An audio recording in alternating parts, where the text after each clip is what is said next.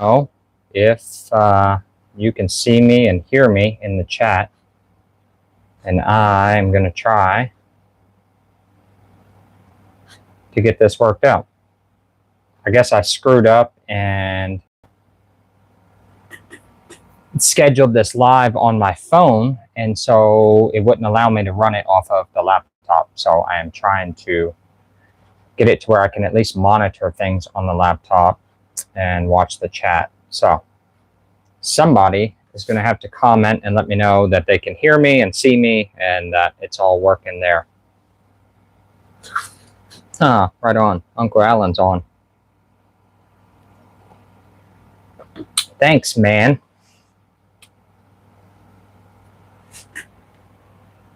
All right, cool.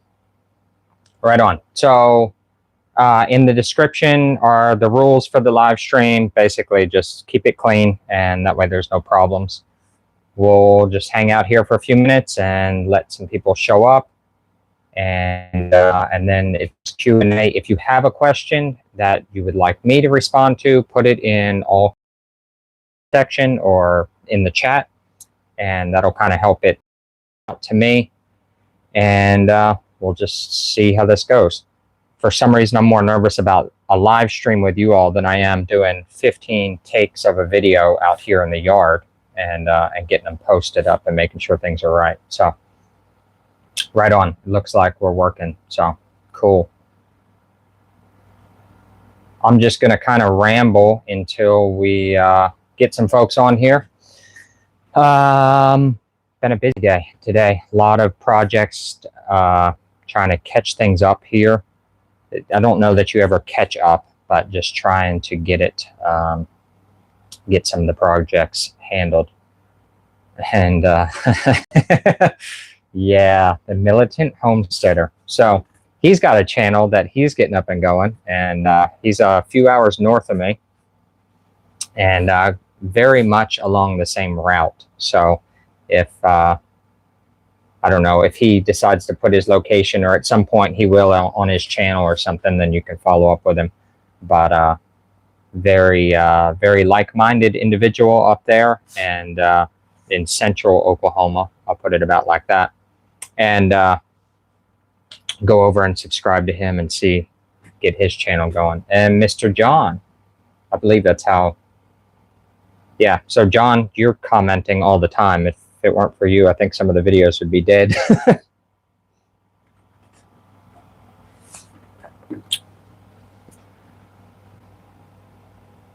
Right on, building sheep paddocks. Yeah, I just got done moving the sheep. In fact, I was herding them with one of the e-bikes just a few minutes ago, which was a little bit eventful. I guess I shouldn't have left the gate open behind me. So trying to get them worked back in.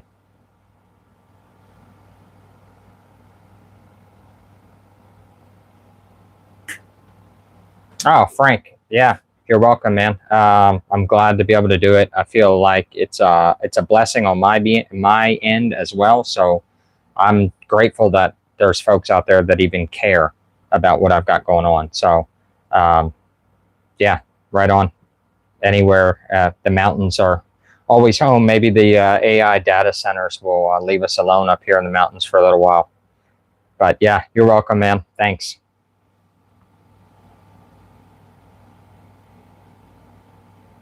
Yeah, John, thank you. Yeah, no worries, man. I'm glad to do it, and glad to see others appreciating it.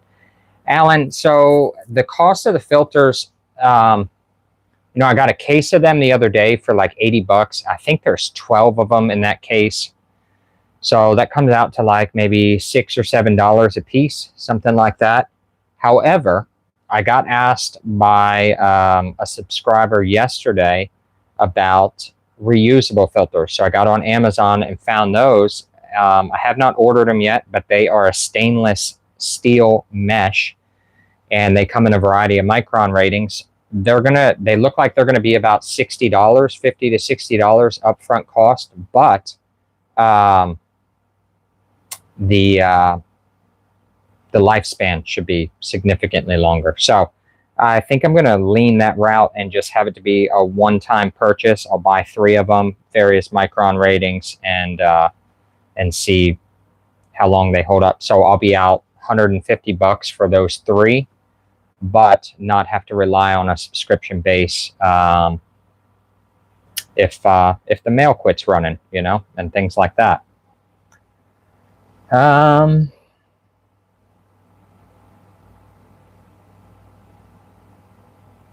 John, my main issue right now is time in the day. I don't know why he didn't create it with 36 hours, because that would have worked out a lot better for me.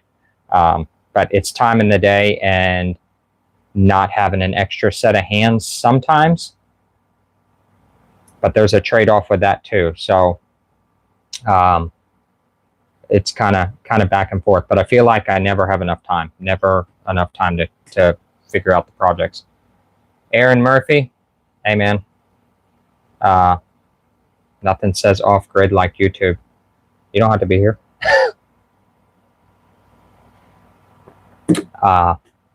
Hey, just doing the best I can.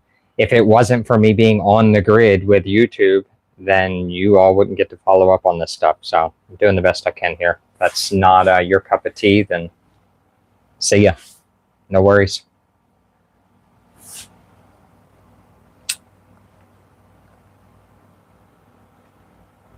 Don't mind any like disagreements or anything like that in the chat. Y'all just keep it clean and don't be ignorant to each other. Be respectful. We won't have a problem. I don't know. I got a list of rules in the description. It's down there. You can read it. I guess if somebody doesn't like you or you get too foul, then we'll remove you.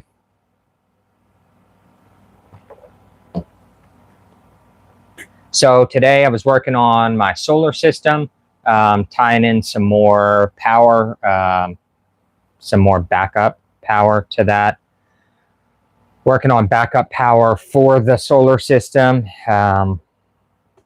when we get these days of cloudy weather, which we've got a few days of rain going and or coming. So I'll have some cloud cover on the solar there that I'm going to need to probably back up with some extra power generators and whatnot. And that's kind of where I'm working on now.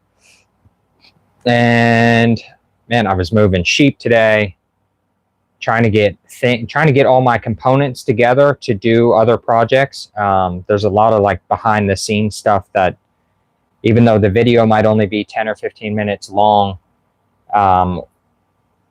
it seems like there's hours of time and energy that goes into gathering all the parts and components to get the projects going. So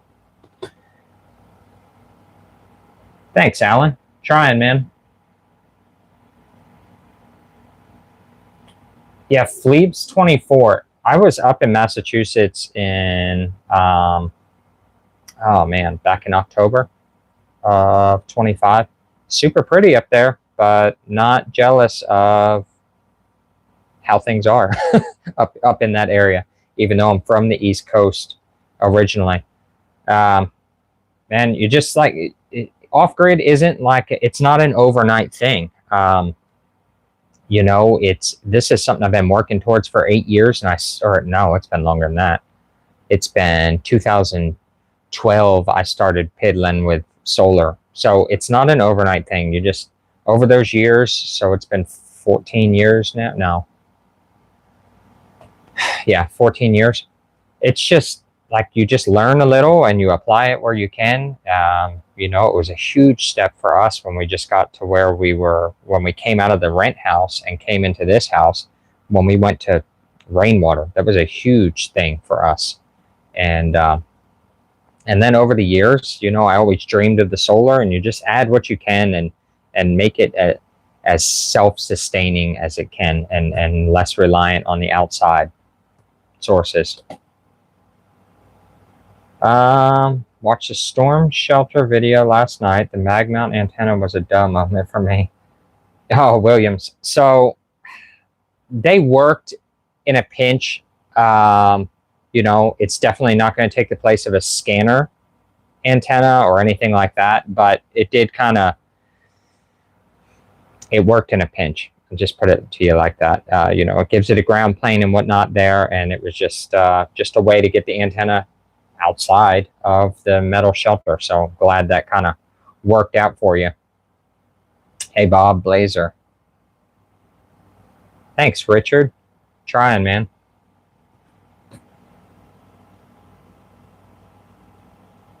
Modern way.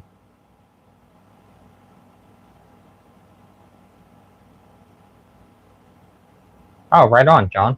Information technology. Interesting.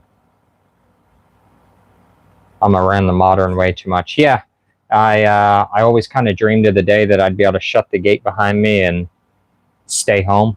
And it seems like every year it gets a little bit closer to that being reality, and less leaving the place. Alan, so man, panels have come such a long way now. So how much sun? Like I've got some panels out here by Renogy, their Shadow Flux series, and they do a super job generating power even with some shade on the panel. These new bifacial panels where they're actually catching sunlight off the reflection on the back of the panel, it passes through the panel, and they're generating some power off the sunlight that comes back off the ground that bounces. They do even better in some shade. So even on an overcast day, you're still generating power. But to tell you a percentage wise, it's difficult to say for sure.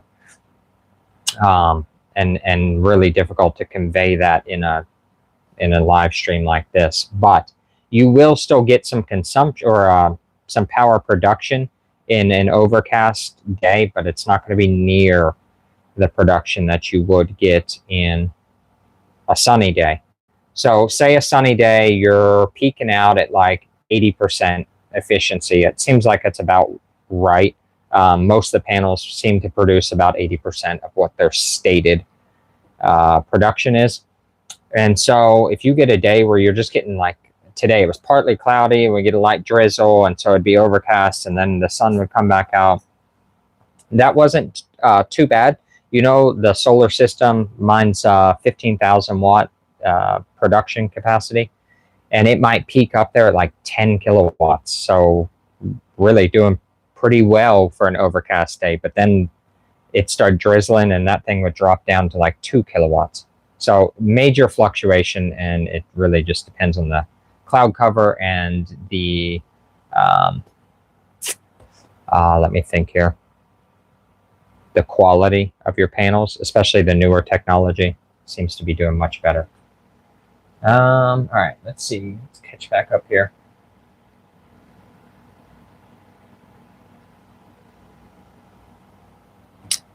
Tony, hey guys, if you've got questions, just try to put them in capital letters. I'm trying to keep up with it, and it's not so bad when it's a small group like we've got right now, but especially as this stuff grows, it's going to be easier to catch those questions with capital. So Tony Cunnell, sorry if I'm butchering that. Jackery, it's been a while since I've looked at Anchor, so I might be off here. I went through some of the specs. It could have been that Anchor didn't have a 240 volt at the time.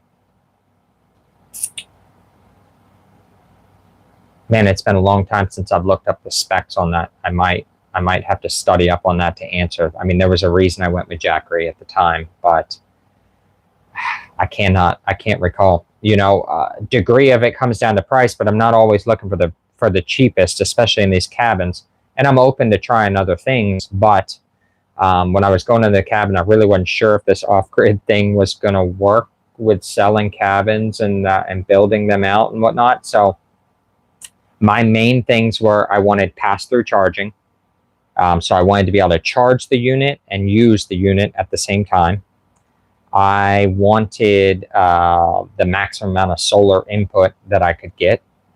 I needed 240 output at the beginning because I was ignorant on the capabilities of things, and now I'm realizing that I can actually get by with a 120 output just fine. But so that was one of the reasons there in the beginning. And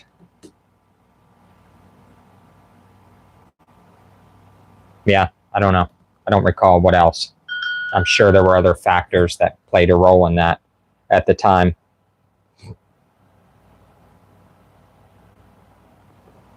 So let me check here. Okay.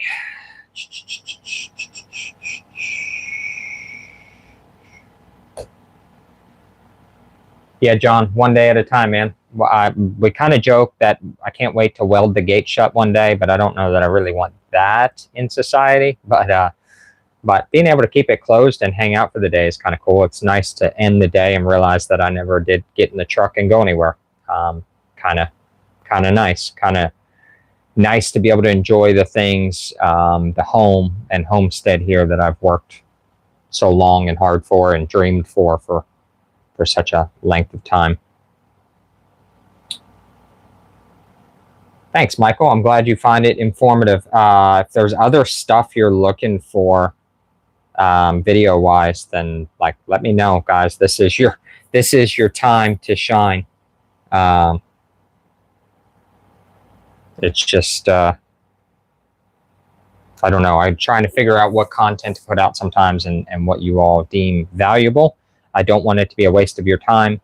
I enjoy doing it and sharing, but I do run into this deal where sometimes I feel like it's a commercial with some of this stuff because I get sent these products, but I need sponsors to make the channel go because YouTube is very ebb and flow, so it's not reliable. And in order to be able to do this, I have to have funding along the way. And so I'm trying to weigh out the pros and cons on having having sponsors and things like that in the video. It's been a blessing for me because it helps advance the homestead significantly, but I got to be careful that it doesn't all come across as a commercial to y'all, so, or an ad. Ideal textbook library. Keith Payne, 195. Man, it kind of depends on what you're into. Me and some buddies go over this conversation very frequently, it seems. My library is a mess right now, so I can't really show it to you. But I have a lot of like hunting and trapping and survival books, mainly from when I was a kid. And I think that they serve a purpose in the library, especially if you are more towards the preparedness mindset. But like I have all the Foxfire books, and I dig those. I've always liked them as a kid, and just as time goes on, I like to read through them from time to time, reminisce, even though maybe some of it's not applicable anymore. So Foxfire, I do have some medical books, but man, if you're looking for like exact books, I'm going to have to do a video on that all on its own self. Anything like, I'm trying to look at some of my books here while we're on it. I have Webster dictionaries and like pocket encyclopedias, and I do have like a whole set of Britannica encyclopedias. I know they're old school, but I like having that sort of stuff on hand. You know, maybe some of it's not as applicable. I think at one time I had purchased like all of Mother Earth news on a flash drive. So, you know, there's a bunch of valuable articles in that. And I've got like The Market Gardener by, I think it's like Jean Fortier. And then The Urban Farmer by Curtis Stone. Like if you're looking for massive food production, that's a good one to have. Some of them are too far away. I'm going to have to come back to that. I'll have to keep in mind that you asked. And Raven Intel Group. The radio setup is is still coming along. I need to do a dedicated video on that all alone. But I've got my CB, my VHF, UHF, my scanner, and my HF set up here, and then all my Bofang UV5Rs are what I run. And yeah, this is a work in progress, kind of. It has come massively far this week. I had some help. Mr. Frank came along and helped, and helped get a bunch of this online. And I'm still learning some of it. I've got my GMRS license, and I've got my tech, and need to get my general. But it is nice, like on the HF, where I can at least listen and hear what's going on. But I'll have to do a video on that all in its own, showing some of the radio setup, the backup power for it, and the tower we just got built and put together. That was all DIY. That was not a DIY in the sense that I was able to get everything locally. I didn't go buy a tower. So, all right, let me catch up on some of these because I've gotten behind.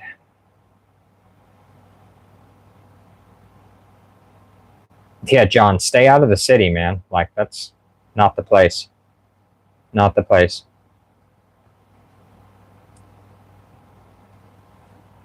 Williams, where would you, some resources outside of YouTube for learning about raising sheep for meat? Man, the Militant Homesteader might be the guy for the sheep. He likes to dive off into a rabbit hole. A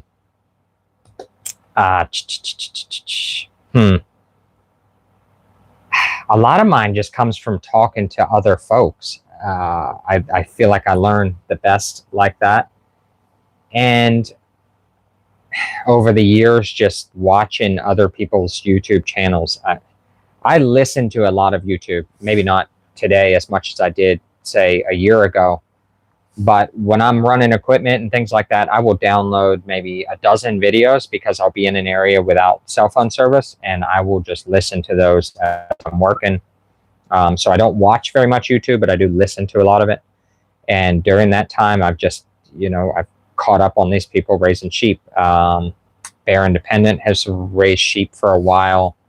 I don't know whether he still is now. I haven't kept in touch or anything like that with him, but he was, because I'd seen him in some of his videos.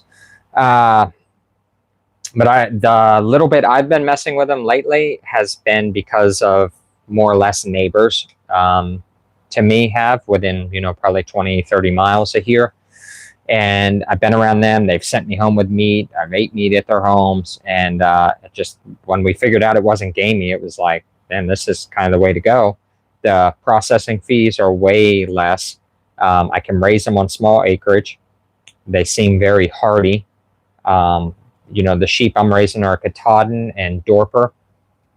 So they're more of a hair sheep. You don't have to worry about shearing them, which is good for Oklahoma weather. And yeah, so, and the processing fee is like $100 or $120. Like it's the same as a deer. That's what we pay to process deer.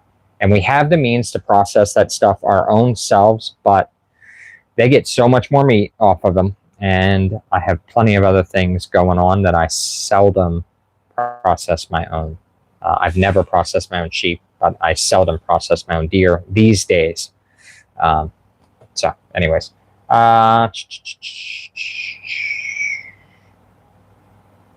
William, so the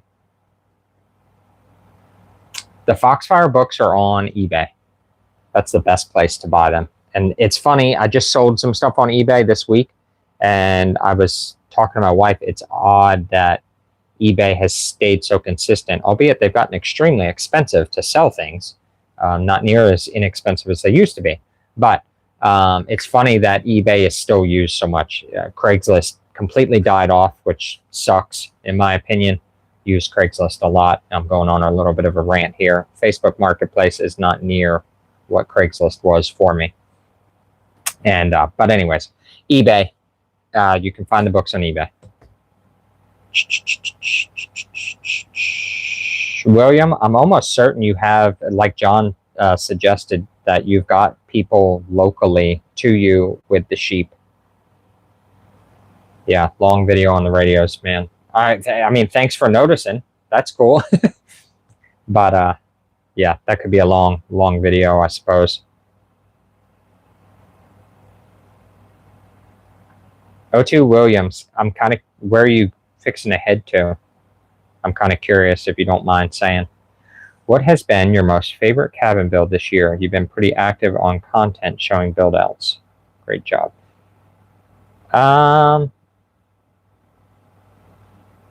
Coach G-Man. Sorry if I'm butchering some of y'all's usernames. My favorite build out. So I really like the solar system I put in my first fully off-grid cabin. I think I had 3,200 watts of panels, and I had 10 kilowatts of battery storage with the Jackery 5000 Plus. That was my favorite solar system. And I like the rainwater catchment system on that. Which the rainwater catchment system is all pretty much the same. But build out wise would probably be the cabin that I have for sale right now, because I was able to, it's the same floor plan as the shale pit cabin is what we call it. I think it's like a 5-minute walkthrough video to give you an idea. Didn't do as well as the this cabin that has like 500,000 views, but the cabin that's got almost 500,000 views, that one might be my favorite layout so far. I like that I was able to add the loft.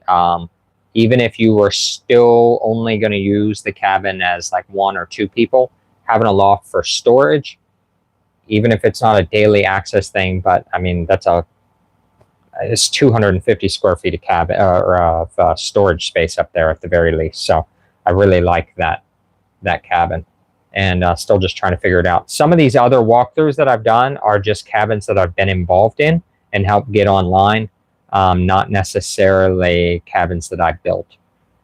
So I try to disclose that during the video, but it's not always clear, or I do a poor job disclosing that. Yeah, University of YouTube, John, is going to be a problem if it ever goes away, because I wouldn't be able to build cabins if it weren't for YouTube, man. That's why I have the Starlink on the truck, was so that I could have access to the internet while I'm out building cabins and figure out how to do things. What brand of solar panels have you had the best luck with?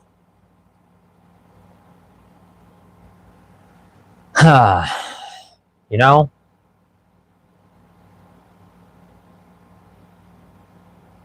I don't think I've had a problem that wasn't self-induced with any solar panel.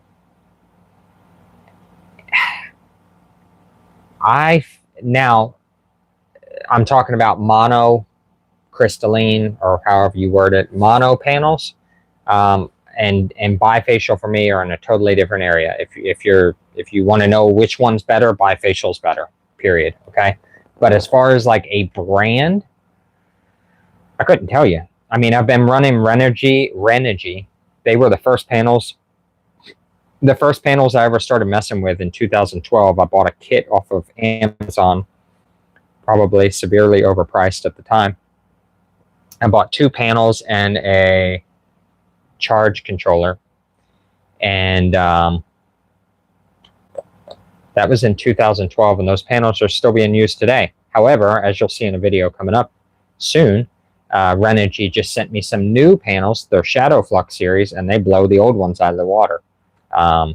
They're like maybe 30% more space, but almost, I think it came out to like almost 3 times the power output, which they're rated at 200 watts. But so they've all just come a long way lately. The panels that my solar shed is made out of, that's got 50 310 watt panels, I'd have to look at the brand on those. They were left over from a solar farm project. I got them pretty cheap, and yeah, but they're not bifacial panels, which would be a huge improvement over what they are now. So if you have the choice, get bifacial.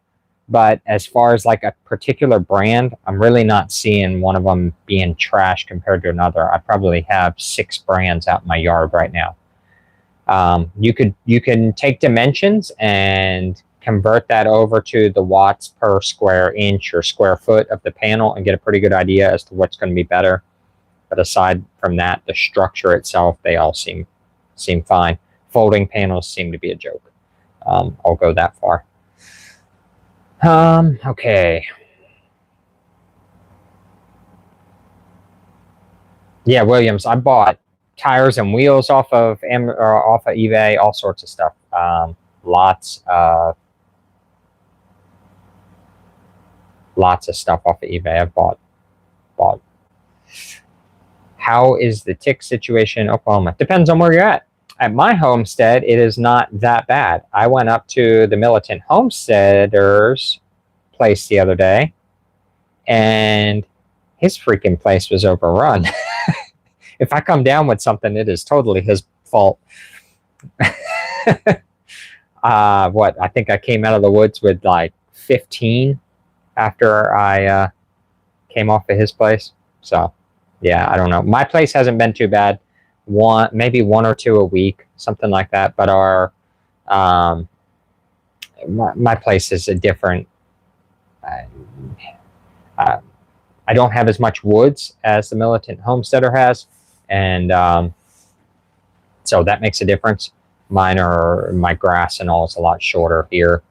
Not so. Anyways, it's just a different terrain. He's also in a different geographical area, so who knows where his ticks are coming from, you know?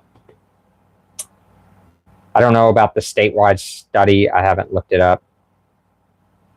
He's on YouTube, but has books as well. Great. Oh, right on. You might be replying to Williams. Veneta area. I'm not super familiar with that area.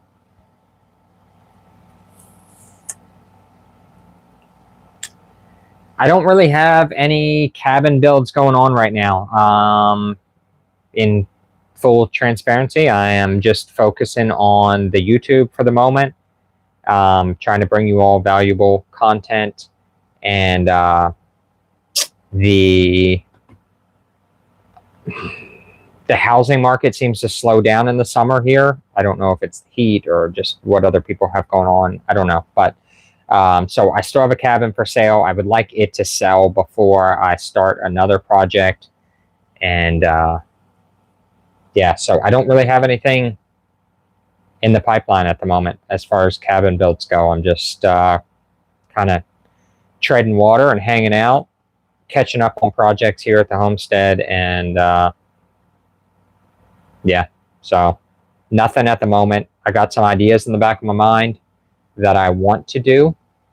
Kind of thinking like the old trappers cabins from like up north, like a one room cabin with maybe like a little bathroom off the side, maybe a wood cook stove in the center of it, but also have just a little bit of modern amenities, which might mean like a window air conditioner or something like that. So I got some ideas, thinking about maybe doing like a log cabin design. I don't know, big porch with an overhang. The old 1-room trapping cabins from up north. I kind of like those. I think one of those in the right setting would be pretty neat, and I would enjoy that. And I wouldn't mind doing another A-frame and finishing it out. So there. I don't, they're not on the books yet, but right now we're doing, or I'm hoping to be doing some rainwater systems for some other folks here soon. Okay, how much is the average rain catchment system that you put together in your videos? Materials or labor? Coach G-Man. Really depends on the labor if you're going to do it yourself. But then also the parts, like some of the stuff you're not going to get any cheaper. Like the pump house, I pay $400 for. The pumps I use, I pay basically $200 for. Filters are, I think, like $150. You'll have a couple $100 in concrete in the bottom of the pump house. You'll have a couple $100 in electrical boxes and stuff like that.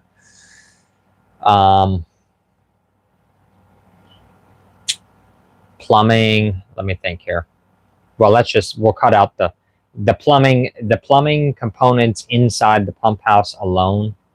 You'll have probably $150 in PEX fittings, or really close to that, and valves and all of that, check valves. Then you'll have all of your 4-inch Schedule 80 sewer and drain piping that I use to tie in my gutter lines. That is quite a bit of, it's quite a bit of money. And PVC is not getting any cheaper right now with the oil stuff going on. So I'd figure probably, it also depends on how close your tank is to your gutters, but maybe $600 in pipe there. And then if you go buy a new tank, you're looking at $2,700 with tax and all. Sometimes you can find them. Hey man, thanks for the gold coin there. I have to look that up. I don't really know how this works yet. So you're probably $4,000 or so in rainwater catchment system components, not counting labor, not counting leveling a pad for the tank and stuff like that. The A-frame build looked amazing even though you had to move it. Yeah, well, you know, mistakes happen. Oddly enough, the land right next door, not the land that I moved it onto, but still land that bordered, ended up coming for sale, or coming up for sale. So I was like, darn the luck. It would have been cool if that would have come up for sale before all of this. But anyways, yeah. Sent a gold coin for 10 joules. I don't know, super clutchify. I appreciate like your support and help and everything. I gotta figure out what you just did there, but I appreciate that you're on here yet again. So would I say material is going up? Material is 100% going up. Trying to think of what I bought the other day. It's not going up 100%. It's going up about 20-25%. I mean, a box of nails, that's just one of the easiest ones here lately to reference. A box of nails went from $90 to $110 or $12 last time I checked. So it was over a 20% increase. There was something else I bought the other day that went up. It was over 20. It was like 22%. Anything, especially with plastic, with the oil going up, is gonna go up. When I started buying rain tanks in or catchment tanks, holding tanks, whatever, in 2018, 17, I was paying about 30 cents a gallon, and now they're over $1. By the time you got tax, $1.20 a gallon. So yeah, like definitely going up. Haven't been to Stillwater in a long time. Appreciate you, man, very much. So, all right, I think I'm caught up on comments there. I can stop talking for a second.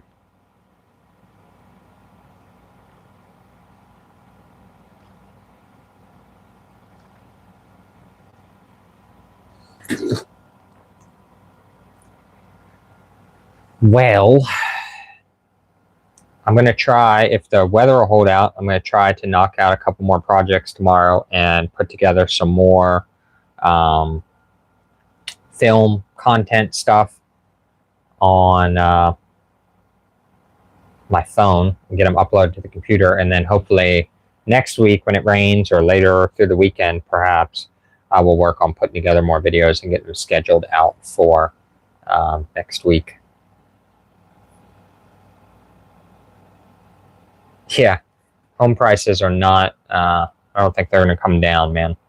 I mean, does the price of anything come down? You know, I think it's just going to continue to go up. That's what I think. You know, what I was able to build a house for back in 2017 is a far cry from what it is going for now. Let me, hold on one second.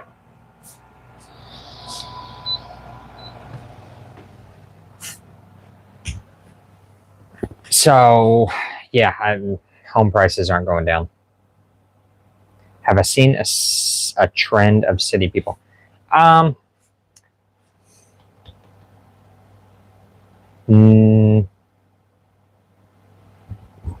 to think of where everybody's at. The people that have built my cabins, or I'm sorry, have purchased the cabins that I built. Let me think here. They all tend to be using them as like getaways. What their long-term plan is and why they purchased an off-grid cabin in the mountains of southeastern Oklahoma is anyone's guess. But I believe the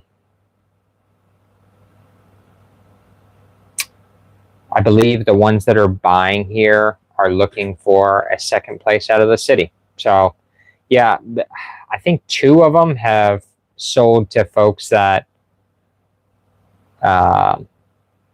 already were pretty rural, and the other ones have sold to people from larger cities. Let me think here.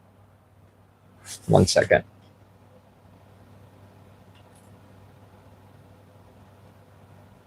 Okay. Yeah, so Dallas, Tulsa, Oklahoma City, that sort of thing. Actually, correction. I think 2 of them have been from around the Tulsa area, and 1 from around Dallas. And I'm trying to think. I think the other one came from the Northwest, but I can't remember what state he came from. So, yeah, Broken Bow saturated.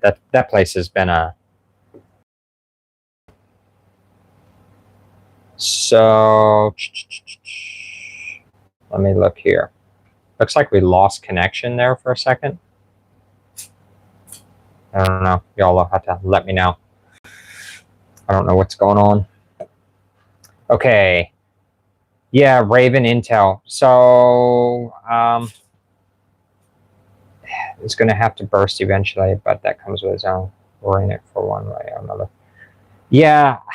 I don't know. I don't know what's going to happen. Part of me is like, I've thought it was going to all go belly up so many times that one more time for the can to get kicked down the road wouldn't surprise me. You know, we've kind of faced this before, and they either print a stimmy check or they bail out something and make it all work out. I don't know whether that's going to happen this time or not. I don't know. It's interesting times, and trying to figure out where to go with this. It all seems very unsustainable, and it seems that way because it is that way. The consumer debt is higher than it's ever been. Our nation's debt has gone bonkers. And I'm trying to reread your question here, or statement. I think we are in for it. At some point, the rooster is going to, like, was it the it's going to come home to roost, or however that saying goes. The hens come home to roost. I don't know, whatever. The can is not, it can only be kicked so many times. Are they going to kick it again? I don't know. Anybody's guess, man. We're just kind of along for the ride. I think anything you can do to get more self-sustainable right now is time, energy, and money well spent. I do not condone going into debt to do this stuff, but if you can skip the movies and put some money towards taking care of your family, I think that's intelligent move. You got to find the happy medium, though, there. We still need to be spending time with our families and tending to our children and raising them. So there is definitely a happy medium, but I don't see it improving anytime soon. I'm trying not to be like totally doom and gloom here. So Williams, they'll go up until we stop paying for it. Yeah. Here's the thing, though. It's like I heard this the other day, and not the first time I've heard it. The money doesn't stop; it just moves. So you might stop. I don't know. You might stop your Netflix account and stop paying it, but the oil company is going to make that money now, or whatever. It's one thing or not, or the grocery store is going to make the money. Maybe not the grocery store itself. Maybe some supplier along the way is going to make the money. Lord knows it won't be the ranchers, or the truck drivers maybe. But yeah, I mean, the prices will go up until we stop paying for it. We're going to be paying for it one way or another. If we have the funds, if you make the money, you're going to spend it, and then we're going to spend more than we make. Most often, that's why our consumer debt is as high as it is, and is only increasing.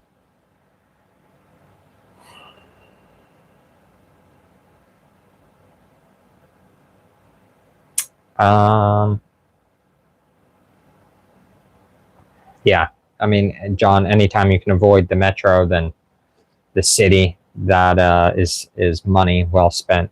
It's kind of that, don't go to stupid places with stupid people at stupid times kind of thing. And that, that stands for staying out of trouble just as much as spending money. Almost like it's the 1920s again. It's got a real potential.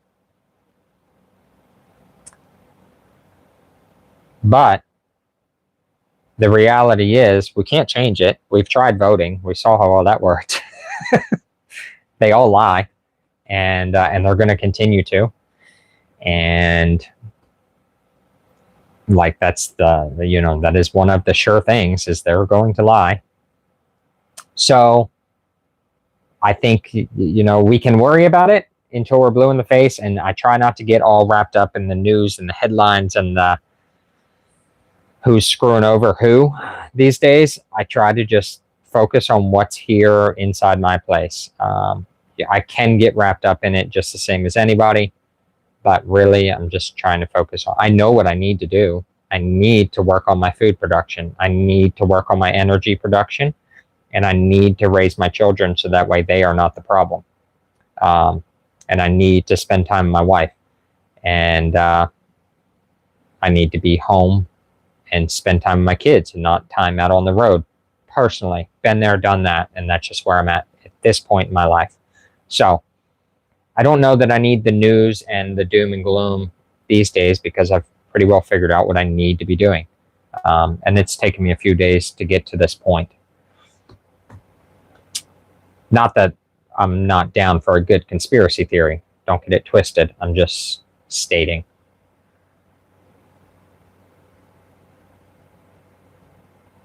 Yeah, Raven, Intel. So you're exactly right. All we have is community and awareness for those that actually care. Yeah, and I was talking with an acquaintance, a friend the other day, a couple of friends actually, about having small groups nearby. Have a few people in your community, whether that's friends or family, whoever you can really, truly trust as much as you can. to rely on in your area. You know, I've got friends all over the country that I feel like I could rely on, but I feel like I have a hard time finding very local people that I can rely on. But community is definitely, and I think that was one of the things we were talking about, is it doesn't necessarily mean that your community all has to be like-minded, 100%.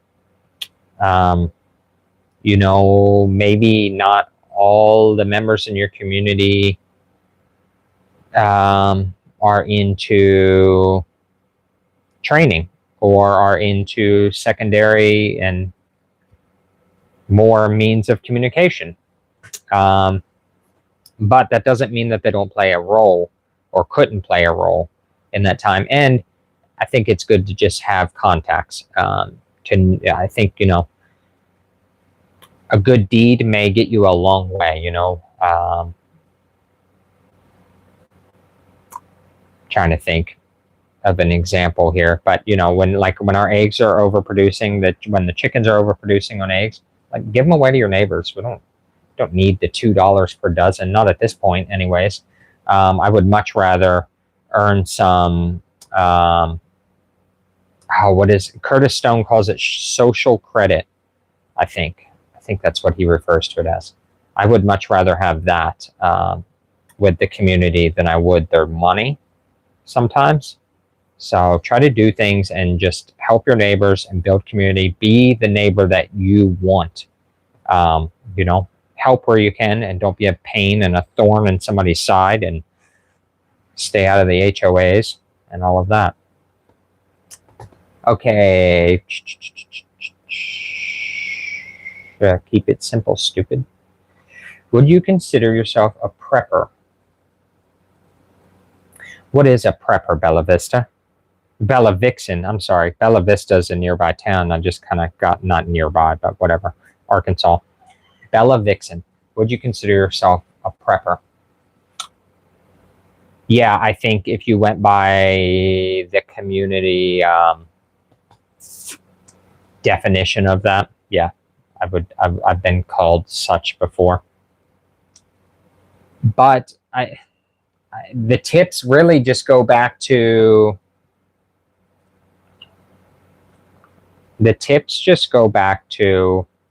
doing what you can to be self-reliant and not having to rely on somebody else or outside sources, whether that is the grid, your electrical grid, or whether it's the rural water department, or I mean, even your mechanic. I mean, if you know how to do some of that stuff on your vehicle, try to be as hands-on and learn what you can. You know, when I am listening to YouTube, running a piece of equipment or something, I will listen to some news, but it is also very common for me to just download a whole bunch of videos about a topic I'm trying to figure out and listen to that. And it may not be something that I incorporate that week or in that era of my life, but I like having the knowledge. So if you want tips, gain knowledge. Be as hands-on as you can. Get in the trades if you can. Make friends with people in the trades.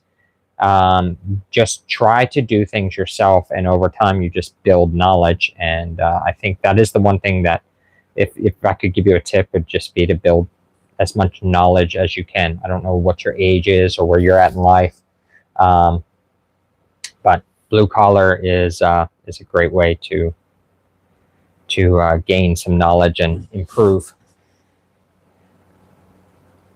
Frank, I don't even know how am I supposed to say your username?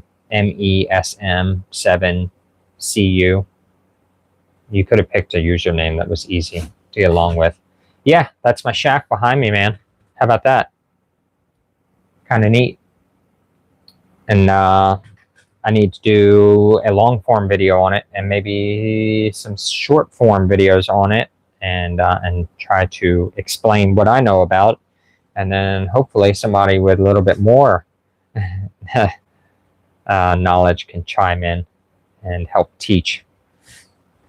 Conspiracy, you say? So have you seen squash in those parts? What's the most terrifying kind of speakers for the aliens? And hey, I'm not saying that Sasquatch is real, but I'm not saying he's fake either. I don't know. There's things in them woods that you haven't seen before. I haven't really had a terrifying encounter. A mountain lion scream at night is pretty eerie if you've never been around that. That's really about it.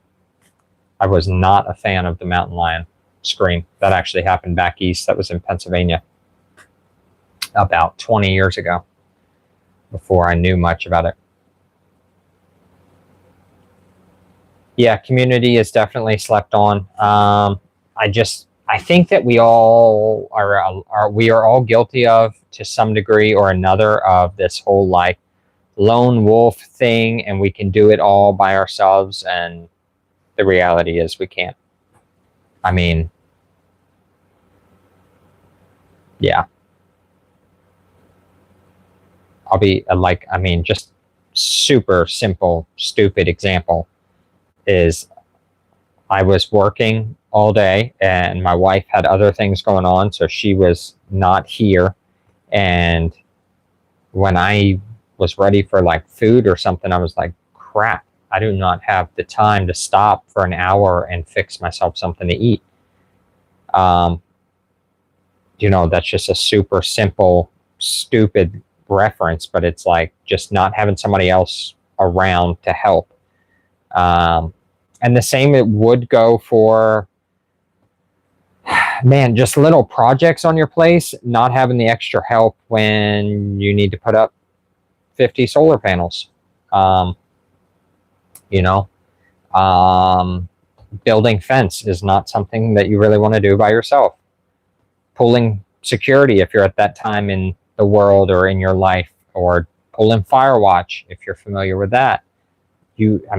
One person can't do that by themselves. So yeah, community definitely plays a role. And I would say just as much in the urban areas as it would in the suburban areas. In the suburban areas, if something like Katrina happened again, like it would be very helpful to have neighbors that you could rely on, or tornadoes and things like that. So yeah, building community is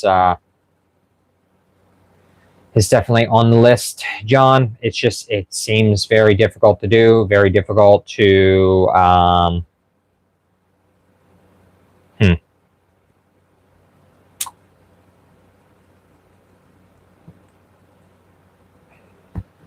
I guess everybody's worried about trust and security of their own things and home and homestead and their families. And I think it just makes it difficult to trust people to build that community. I think that's the problem.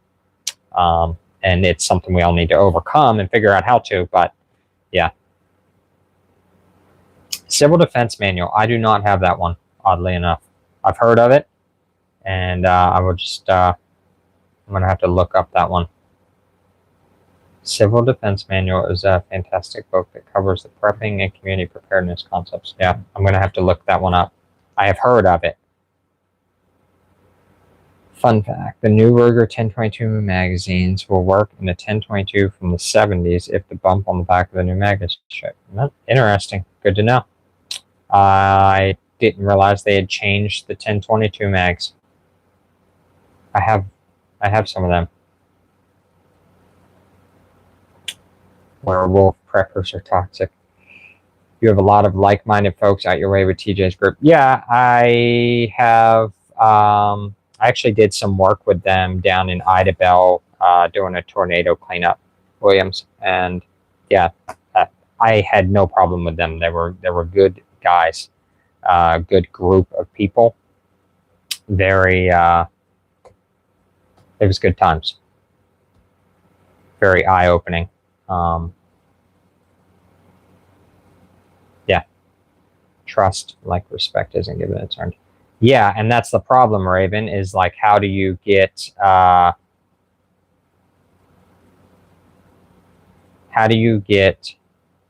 to that respect or trust level? Well, it's built up over time, which is why you need to start working on your community when there's not a problem, and why you need to start building that social credit or whatever you want to call it with your community when there's not a problem. You know,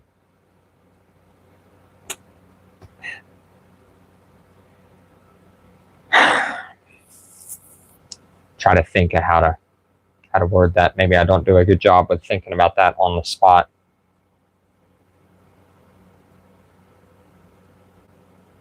I might have to ponder that. The owner pissed off you didn't have to move that cabin build. That you had to move that cabin build because. Okay, so the purchaser of the cabin was not PO'd. They were super laid back. No worries at all. The person whose land I built on was super laid back until he wasn't.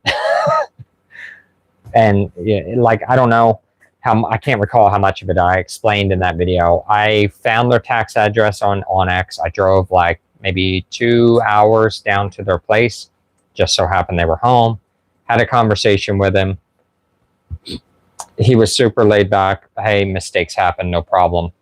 He called me a couple days later. He said, yeah, bring some paperwork down here. I'll sign it. And we'll work out the land boundary. Okay, right on.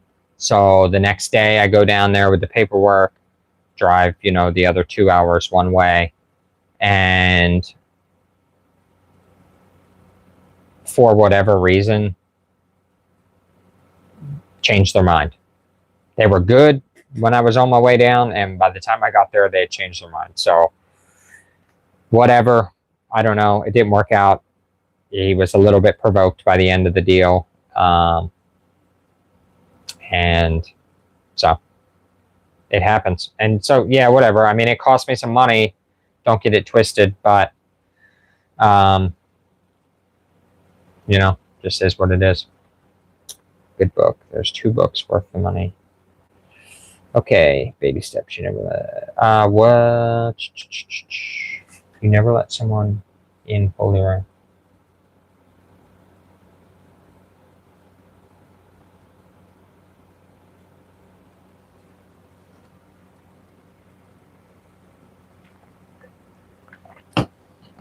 Yeah, baby steps.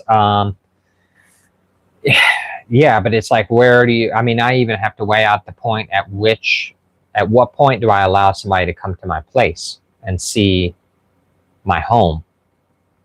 And then at what point do I allow them into my buildings or whatever, you know, like it just, yeah, there's levels to this. It's not an overnight thing, but you just get a gut feeling for people, and sometimes, hold on, sometimes you just don't align with people, and you just have to separate and not let that person in. But it's just, you know, some people you click with and you bring something up and they instantly are like, oh yeah, you know, they're on the same page, and other times they're just not. And so you just have to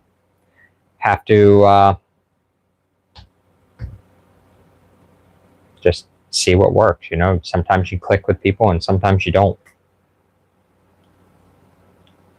Area Intelligence Handbook. I'm going to write these down. So civil defense and area intelligence.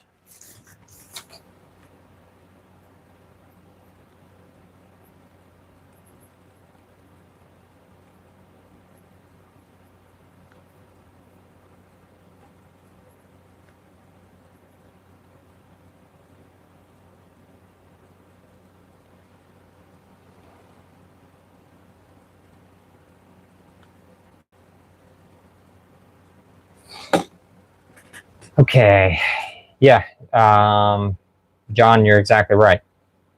So you have to weigh out the pros and cons. OPSEC is a real deal, but What are you going to do? So you just have to figure it out.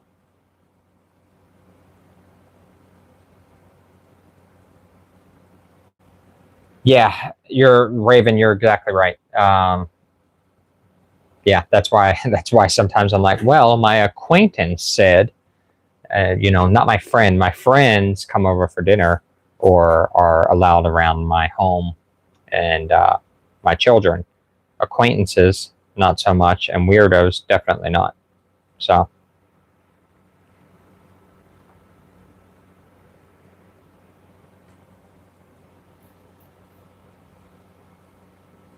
Yeah. No need, but being a stranger in a community is totally a common thing, especially in suburbia. Yeah, you just got to ponder and mess around with it and figure out what degree of community is going to work for you. You know, it helps to get involved. It helps to start with a group of. It helps to get involved in a group that you already have something in common with. So whether that be church, you all attend church. Okay, so now you're in somewhat of a group, and now you can kind of narrow it down from there. If you're into the ham radios, then maybe you start attending that meeting or getting in a net and eventually meeting up and drinking coffee with those fellas and figuring out who's in that group. Same thing if you and you're the cattle ranchers, who is like-minded there. So, and then kind of narrow it down like that. And find people. So, I don't know how much longer we'll go. I'm just going to kind of ponder or piddle here. I probably won't plan on going past 9:30 unless there's just a plethora of questions or comments that need to be answered. Let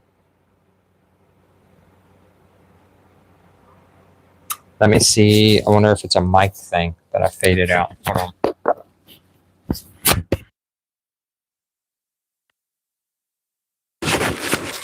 All right, I swapped mics, John. So see if that fixed it for you. May have lost connection, or a battery might have been dying. Hey, I am going to do a giveaway on the. Thank you, James. I'm going to do a giveaway. I'll go through the chat on here tomorrow. I guess tomorrow evening. I'll probably give it 24 hours in case some people weren't able to get on or whatever. I'll go through the chat and I will pick a random comment. I don't know that I don't know that there's like a computer way to do that. I'm still trying to figure out some of this. And then I will get somebody to, I will post on my community tab who, like, I will screenshot that comment and I'll put it on the community post. And then if you will reach out to me and shoot me an email with your shipping address, I will get your giveaway item sent over to you. In your experience, thanks, Alan. I don't know what the deal was. Maybe it was just a mic disconnect. In your experience when planning a homestead or off-grid site, where's the smartest place to invest monies? In the building or water system? Are you asking me in the building or water system, period? Like just those two, Bella Vixen? Or am I allowed to expand? For me, it was site security before I did much else. So we had a rule, when I was growing up, I was constantly fixing fence because livestock was out, and that was a freaking problem, and it very much an aggravation. So what I did for my homestead here, before we moved on, my biggest deal was site security. That meant a solid fence going all the way around the property and a solid gate and entrance. After that, after I can lock in site security, everything else is gravy to me. I can add infrastructure now that I know things are secure. And there's levels to that security too, but I prefer to start with fencing, lock down your areas of entry, and then lock down any other areas of egress. So fencing, security, buildings, man, I've been here 8 years and I'm still adding on. And that's going to be a thing for as long as I'm here. So I don't stress over the buildings. Water, you need it. But I didn't put in a pond until I'd been here for like 4 years.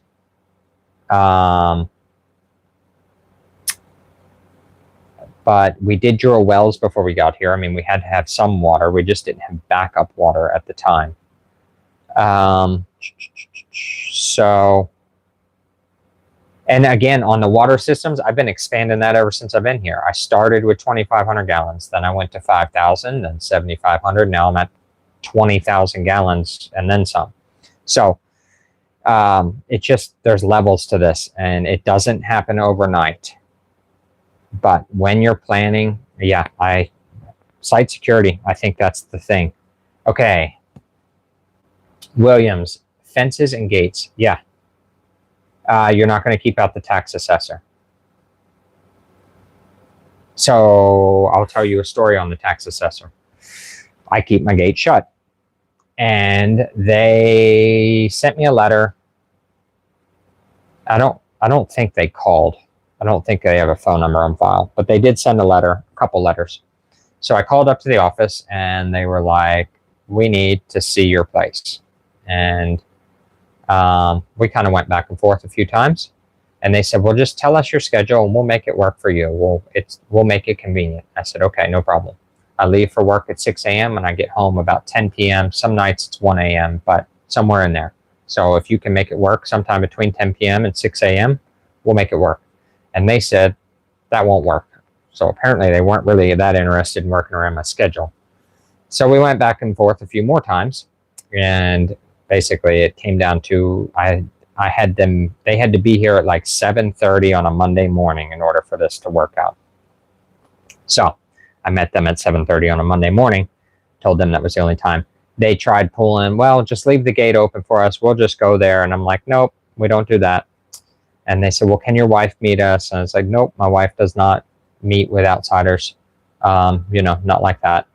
I was as difficult as I could be and polite as I could be, because it's the government, man. So definitely be polite. Anyways, they're still going to show up. And yeah, they're going to use drones too. So, okay.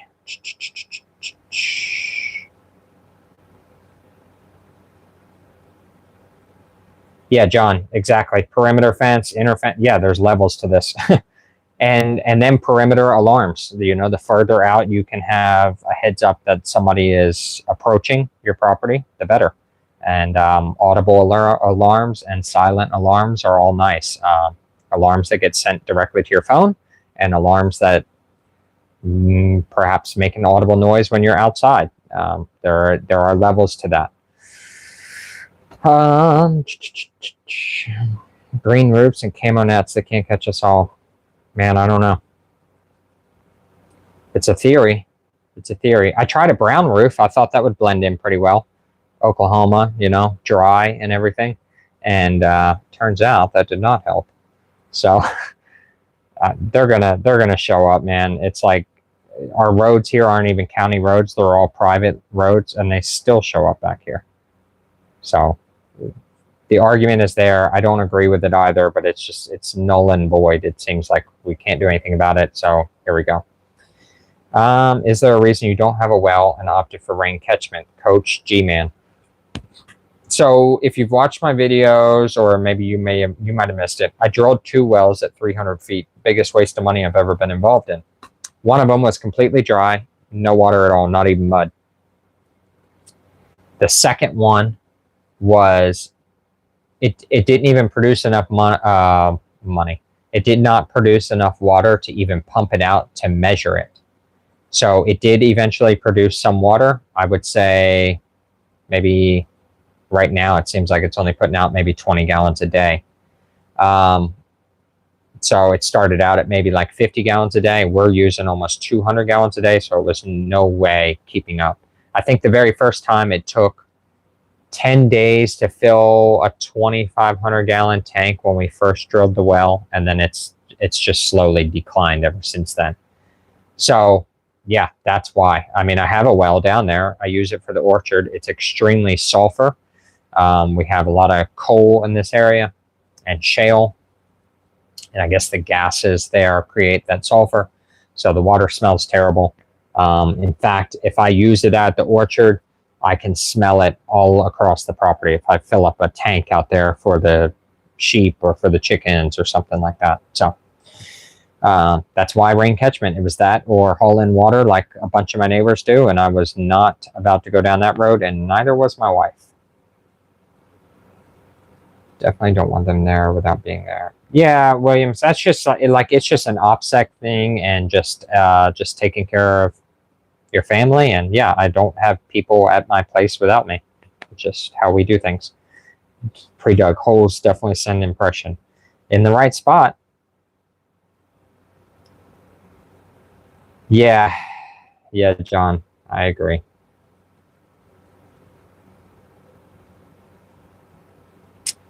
Raven, yeah, you're right. It is on there, and I saw that Florida had that on as well the other day, and I am all for that. If they want to raise the taxes someplace else, which they will, they're going to raise grocery tax or something like that. Maybe that doesn't affect me as much if I grow more of my own groceries. So things like that to keep in the back of your mind. You know, I'm definitely for the property taxes going away, and that may mean that they raise the taxes someplace else. But if you're self-sustaining or leaning more and more towards that each day, you've got a good chance of maybe getting out of some of those taxes, and maybe not. But yeah, Coach G-Man. So yep, 2 at 300 feet. Full disclosure, my wife is Choctaw. We live in a Choctaw. I think they actually classify this as part of the reservation now, or Choctaw Nation, in this area of Oklahoma. But with her being Choctaw, they helped drill one well. So they drilled one well, and I drilled one well.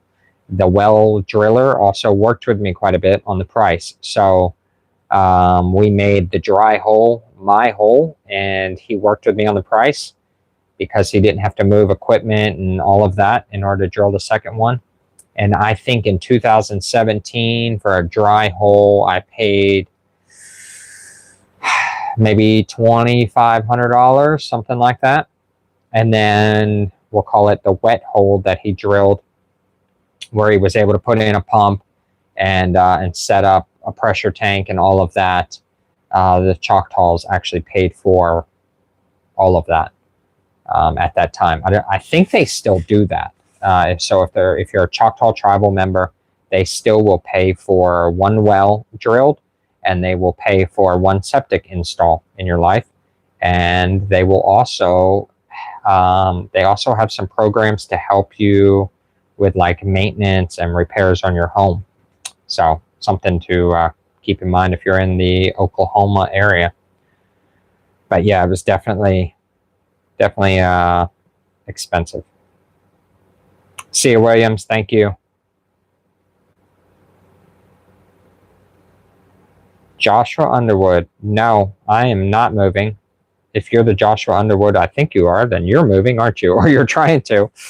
I think the latest quote I got for drilling a well, casing it, and installing a pump for 300 feet was $15,000. I called a couple of well drillers a few months back and checked with them, and yeah, it was right at 15. It was between 12 or 13,000 and like 15 and some change. So call it 15 on average to have it cased and a pump dropped and all of that. So I like to compare that cost with what I end up having to charge to install a rainwater catchment system. And so I felt like it was still a good deal to do. So I think it's still worthwhile to others for me to install rainwater catchment instead of drilling a well. So I've got about 10 minutes left, folks, and then I think I'm just going to call it for the evening.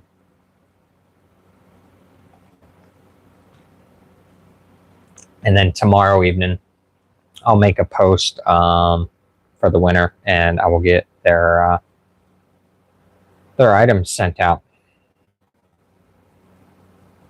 If someone decides they want to buy me out. Yeah, well, hey, we all venture with that from time to time. I mean, I did. I had my place up for sale, shoot, 2 or 3 years ago now. So, yeah. My savior forever. How deep were they thinking about drilling your well? Yeah, 15 to 30 seems totally realistic. No, Josh, I'm just he's in more and more every day towards just flipping off the switch in the yard and getting off of the electric company and their grid and more onto my own. And so yeah, I'm not leaving yet. I don't know. I don't know whether I'll ever leave or not. Right now, I've got peace about staying here, but we have certainly considered it in the past. There's a lot of work that went into this. There was a lot of work. As you know, I mean, you built a place over there too, and you've got quite the little homestead going on. So yeah, it's a lot of work to do the stuff. I feel like I'm at an age right now where I could venture into doing it once more, but I don't know if I want to. There are definitely things I do different. Not all of them are things that I can't change here. Some of them are, but yeah.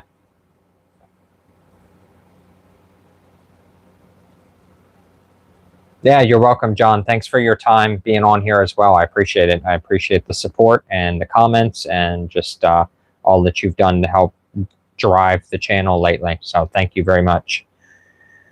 You're probably the most well thought out rain systems I've seen, especially for residential systems. Thanks, Raven. Appreciate it. You know, when it becomes your only source, that's what you have to do. I try not to harp all the videos around the rainwater system, but it seems like they're still bringing in new people each time. And it's what I have a ton of experience in. And I know that there are still a lot of folks that are hauling in water, especially to their off-grid cabins and such, and there is a way around it, and I want them to know it. And so I know some folks are going to skip over the rainwater videos because they've been there and they've seen that, and I understand completely, but I keep putting them out there because I feel like I've got enough knowledge now that it can actually help somebody. What breed of dog do you consider a good overall homestead dog? Alan, so we're running the Pyrenees right now. I don't know if that's a forever thing or not. I would like a dedicated livestock dog, and maybe that means I need to have one that came from a flock and just stayed out there with the sheep. I would be very interested in that. My problem is I have a hard time spending the money on such things. We've got Pyrenees now, love them. We just didn't really train them, so they're kind of yard dogs more than anything. I did have a lab, and our lab, my wife will attest to this, it was a lab mix, and she was our favorite dog. She was hell on chickens, but she was one of our favorites. Black lab, we had her for a long time. Bella Vixen, what would you do different from when you first started out? Oh, Alan, to go back, if I had to get another dog now, I would probably lean towards something a little smaller, more the medium size. The healers can be total jackwagons and rude as can be, but I kind of lean towards maybe a healer just because they can be jackwagons and rude. And sometimes there's a place for that. But they're very intelligent dogs, but you need to have the time and energy to train them. And so I don't know. I do like the fact that they can be rude and aggressive, and they are extremely brave. But there is trade-offs to that as well, because they can get you into trouble if you're in the wrong spot. So definitely not the dog for suburbia. What would I do different when I first started out?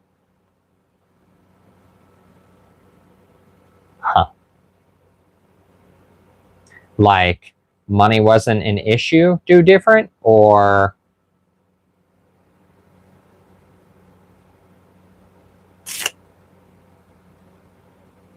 if money wasn't an issue, do different. The piece of land that I purchased, I would throw a little bit more money at that. I would try to find all of those unicorn things, like backs up to national forest, but very remote, and had grid power nearby, but had good sun exposure, but had a full year-round running creek. I don't know, things like that, right? But those are all kind of like pipe dreams. What would I do different if I was first starting out? I would draw, this is one thing, I would draw out a blueprint of my property, where and how I would do distribution of water lines and electric lines. And I would have that on a blueprint that I could show anybody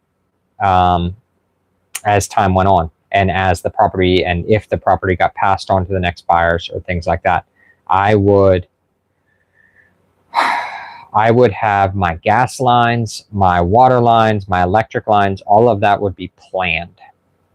And I would plan where I was going to put future outbuildings. And I would live on site in an RV or something portable for a couple months and get a feel for the land, where the sun comes up, where it sets, how it lies, where the shade is, where the breeze is, and just how I wanted to lay out my house. I don't have any complaints with how I placed my house, because I put it pretty well in the center of the property when we built.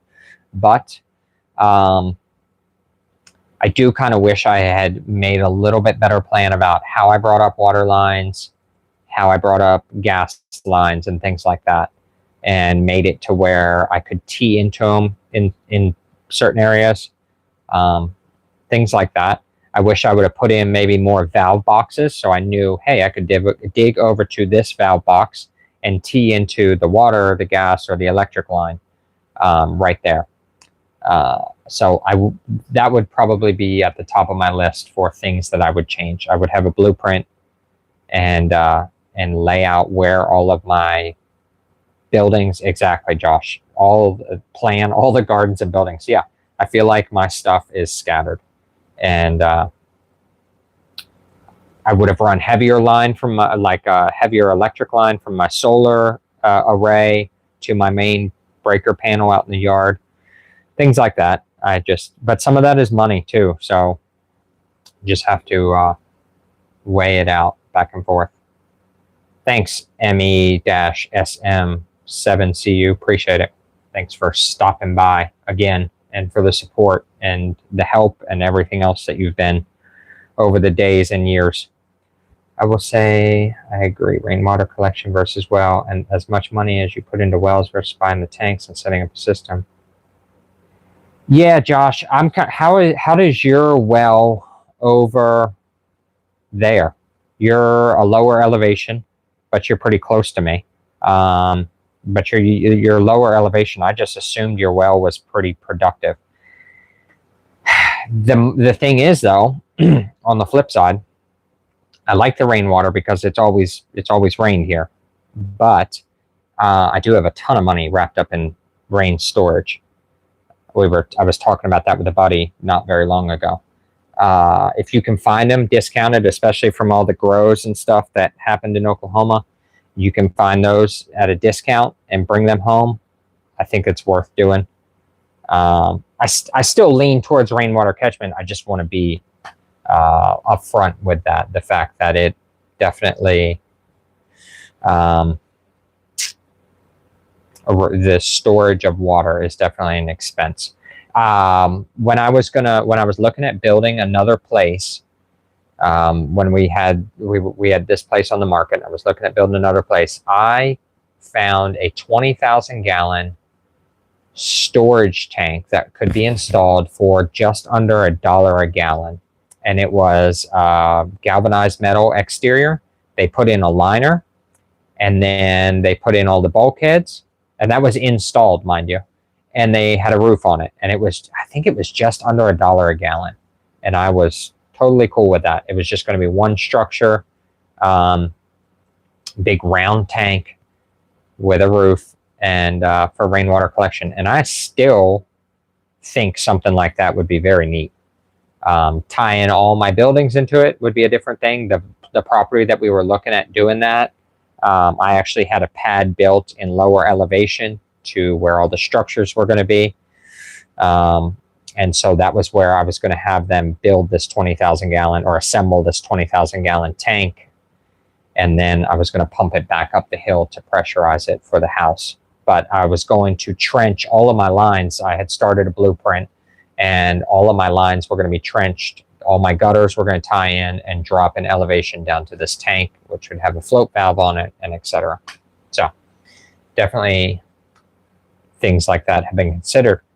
Oh, and I guess I could still do that now because I have elevation drop here on my place. I could put a 20,000 gallon tank down towards the bottom of my property and pump it back up, similar to what I have going on now. I would just have some hours on an excavator tying in all the gutter lines. But if I turn around and sold my rainwater catchment tanks, I could almost do an exact swap money-wise. I haven't considered that in a long time. That might be on a list of things that get done. Yep, plant trees. I started our little orchard when I first moved here, and I didn't keep up with it as well as I would have liked. But I need to get back out there and do more. We've probably got a dozen fruit trees out there, apple and pear. But definitely could plant more trees. And yes, Raven, never enough water.